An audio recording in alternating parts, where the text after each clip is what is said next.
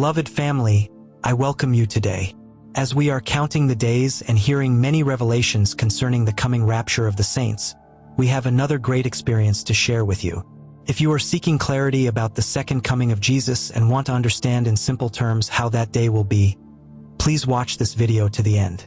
This child was shown a series of events that will take place on that day, and I promise you, you will not regret giving your time to watch. It will help prepare your heart and open your eyes to the truth. Please, brothers and sisters, kindly comment where you are watching from so we can connect with you in love and prayer. Let us know your city, your nation, and even how you are doing today. We truly care about each one of you. I will begin reading. Hello, dear brother. I hope you are doing well today. My name is Alicia Donwell. For clarity's sake, it was my daughter who had this vision during a time of prayer and fasting, and I felt the strong need to share this experience with you and with the entire world. I know many people have come forward with their own revelations, and some even claim they were shown a date for the rapture. I am not here to dispute or argue about dates. No, what my daughter saw concerning the rapture is something entirely different. It is a message for those who truly long for the coming of Jesus Christ. It is not about setting dates, it is about being ready. I will reveal everything just as she told me, but I will explain it in a way that everyone can understand clearly. I remember the very first time the Lord began to open my heart about the season of His return. It was not a dream at night nor a vision in the day, but rather a quiet stirring deep within me. I live in South Carolina. For years, I had read the Bible and heard many preachers talk about the rapture, but there was something different about the way the Spirit pressed it upon me that averting my daughter had this experience. I told myself that if Jesus had let me know His coming was very near, then I could not just sit and wait. I decided to start fasting and praying. It was not something I had planned before, but I felt that God was leading me to set time apart. I told my daughter, Eliana, that we would begin this together. She was only 12, but she was mature enough to understand the things of God, and I had seen her hunger for prayer since she was little. I remember how she would sometimes ask me simple questions like why Jesus had to return or why people needed to be ready. I did my best to explain with the scriptures I knew. I told her that the world was running fast toward an end, and that Jesus promised He would return for those who were ready. I told her that no one knew the exact day or hour, but we could see the signs. I wanted her to know that the most important thing was not about guessing the date but being ready at all times. In those final days, that's on the 10th of September, our prayers became more intense.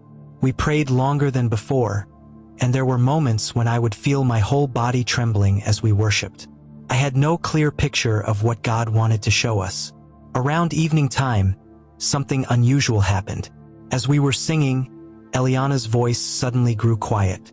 She stopped in the middle of a song and held her chest, then slowly knelt down. I was worried at first, but then I noticed her face. She was not afraid. She looked like she was listening to something I could not hear. Her eyes were closed, and tears began to roll down her cheeks. I knelt beside her and kept praying softly. After a while, she whispered that she was seeing something, but she could not explain it yet. I encouraged her to stay in prayer and not to be afraid. My own heart began to beat fast, because I sensed that this was the moment we had been waiting for. After some minutes, she opened her mouth and began to speak slowly. She said Jesus showed her many churches and cathedrals all over the world. Inside, people were worshiping, singing songs, clapping, and some were even on their knees in prayer. Everything looked normal, like a usual Sunday service.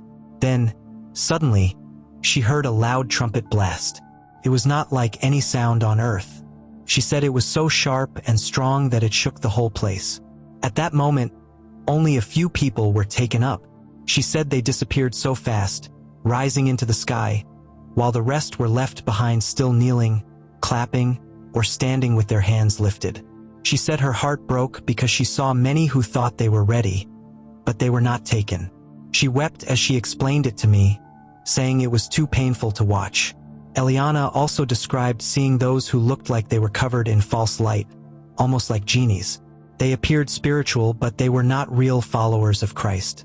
They too were left behind. She said they were confused, looking around in panic, crying, and asking what had just happened. Some screamed in fear, others held their heads, running in circles, not knowing what to do. Eliana said that after she saw the confusion in the churches, Jesus told her to look up. When she lifted her eyes, she saw the people who had been taken. They were already in the sky, rising higher and higher toward Jesus. She said they all had a bright and clear mark on their forehead. It was not like anything she had seen on earth. The mark shone with light, and she knew in her spirit that it came from God himself. Jesus then explained to her that this mark was the sign of those who truly belonged to him. He told her that only the people who had believed in him with all their hearts and who had accepted him as Lord and Savior were given this mark. It was not something a person could buy or fake. It was a seal that showed they were his. Eliana told me that Jesus spoke with seriousness, saying that without this mark no one would be taken in the rapture. Even if someone went to church every day, sang in the choir, or preached, it did not matter if they did not truly know him. Only those who believed in him and walked in obedience received the mark. She said she could see a great light in front of her, brighter than the sun but not hurting her eyes. She said she felt pulled toward it, and her whole body felt lighter, as if she was no longer kneeling on the ground. Then she began to tell me that she saw people gathered in a long line, standing in what looked like a wide open ground. She described it as if it was like a waiting area, but everyone there looked worried and restless. She said that above them she could see words written in the sky, though she could not read them. She kept saying that she knew deep inside that those people were the ones left behind after the rapture. She continued speaking, saying she saw a building nearby that looked like a hospital, but not like the ones we see here in South Carolina. It was larger and colder, almost like a place of control rather than healing. People were being called inside one after another. She explained that when they entered, something was done to their hands, like a mark being placed. She did not use the word chip or stamp, but she said it was something permanent that changed the person completely. She said those who received it came out different, as if their eyes no longer looked the same. She said she felt the Lord made her understand that this was the mark of the beast, and it would be connected to survival after a great sickness came upon the earth. She did not say the exact kind of sickness, only that people were desperate for help, and the mark was the only way to get what they needed. Eliana stayed very still for some minutes after describing the hospital and the people receiving the mark. She said the scene around her shifted. One moment she was watching the people, and the next she found herself standing before a very large clock. She described it as taller than any building she had ever seen, stretching high into the sky. The clock has with two arrows that moved slowly. She said the hands of the clock were pointing between the numbers 5 and 6, and though she did not understand the meaning at first, she felt the Spirit of God let her know that time was almost up. She explained that she felt as though the clock was not just measuring hours of a day but marking a season. It was like God was saying that the world was standing only moments away from the rapture. She told me she could feel in her spirit that once the hands moved forward, everything would change suddenly. The faithful would be taken, and what remained on earth would fall into great darkness and pain. She continued, saying that the presence of Jesus was near the clock, though she could not see his face clearly. She only felt his nearness, like a strong light standing behind her. She said he made her understand that his coming was so close, but he did not reveal the exact day or hour. Instead, he impressed on her that his people must be ready every moment, because once the clock struck, there would be no time left to prepare. Then she added something else. She said after looking at the clock, she saw a short glimpse of people being lifted, almost like lights rising into the air. She did not call it the rapture, but she said it was clear to her that those lights were the children of God being taken away before the time of tribulation began. She felt peace watching that part, knowing that Jesus was keeping his promise. When she finished describing the clock, she leaned into my chest, exhausted. It was as if the vision had drained her energy. I wrapped my arms around her and let her rest, but my mind was racing. When Eliana woke up the next morning, she was quiet. She stayed close to me and did not want to leave my side. After breakfast, she told me that what she had seen the night before was still heavy on her heart. She said it was not like a dream that fades away after sleep. It stayed clear in her mind, and she felt God wanted her to explain it better. She told me that when people were going into the big building that looked like a hospital, they were being offered something that looked good at first. She said it was described to them as a hope package, something that would make their lives easier and help them survive. But as soon as they accepted it, they were marked. She did not see blood or pain, but she said it was like a permanent change that went deep inside their bodies. After that, they no longer looked the same. Their eyes looked empty, and their faces lost the peace they once had. Eliana told me that the Spirit made her understand this was the mark of the beast. She said it would be connected to a new sickness that would spread, and the mark would be the only way to get food, medicine, and daily needs. At first, people would think it was a blessing, but later they would realize it was a trap. She told me that once someone took it, there was no turning back. It was not just about the body but also about the soul. I asked her how she knew that. She said she felt the Lord let her know that anyone who took the mark was lost forever, because they had chosen to trust man and Satan instead of trusting Jesus. She said she felt the sadness of God over this, because many people would rush to take it without thinking of the cost. Hearing my 12-year-old say such things broke me inside. I had read about it in the Bible, but now I was hearing it through the mouth of my child who had seen it in a vision. I could not stop crying. I held her close and prayed over her, thanking God for showing us these warnings before it was too late. She said that after looking at the big clock, she was shown a picture of the rapture. She did not call it that at first. She only said she saw many lights rising quickly into the sky, almost like little flames being pulled upward. When I asked her what she thought it meant, she said she felt in her spirit that those lights were the people who belonged to Jesus. She said they were lifted suddenly and with great speed. She said it happened so fast that the people around them were shocked and confused. Some screamed, some fell to the ground, and others just stood frozen. She described how the people left behind were filled with fear. Many were crying, looking around, asking what had happened. Some of them even tried to run, but there was nowhere to go. She said she could feel their pain and hopelessness, like they knew instantly that they had missed something important. She said it was not just about being left on earth, but it was the deep fear that they had lost their chance to be with Jesus. Eliana also said she could sense joy in the lights that were taken up. She said even though she could not see their faces, she knew they were happy and safe.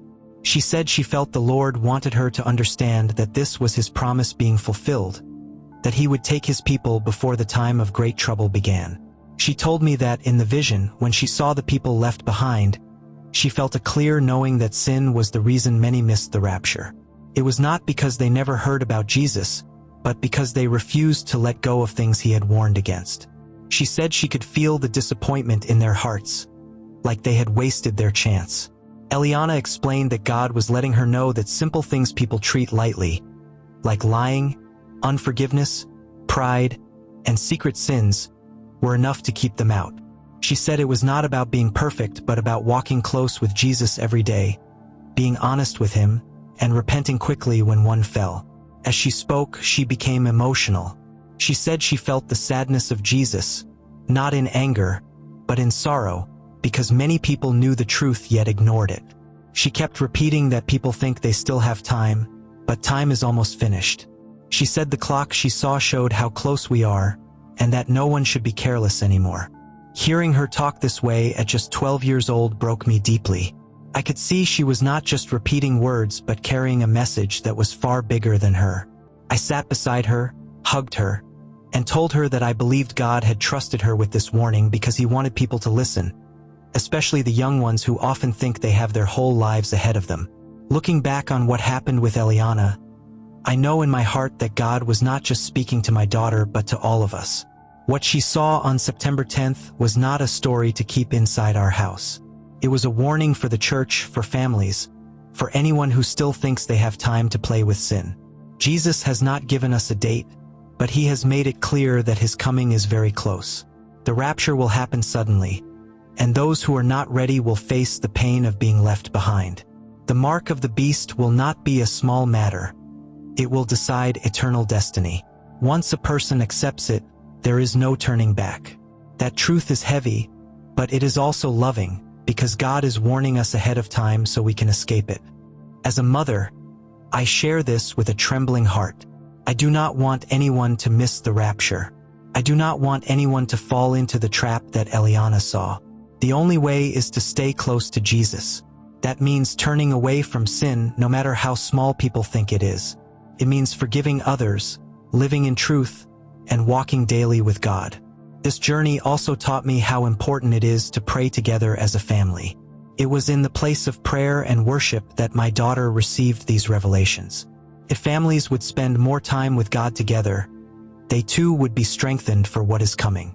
So I say to every believer, take your walk with God seriously. Do not let the world distract you. Love one another. Pray daily. Read and study God's word like your life depends on it, because it truly does. These are not days to be careless. These are days to be alert and ready. I believe with all my heart that if we hold on to Jesus, He will keep us safe and take us with Him when that trumpet sounds. May we not be left behind. May we all remain faithful until the end.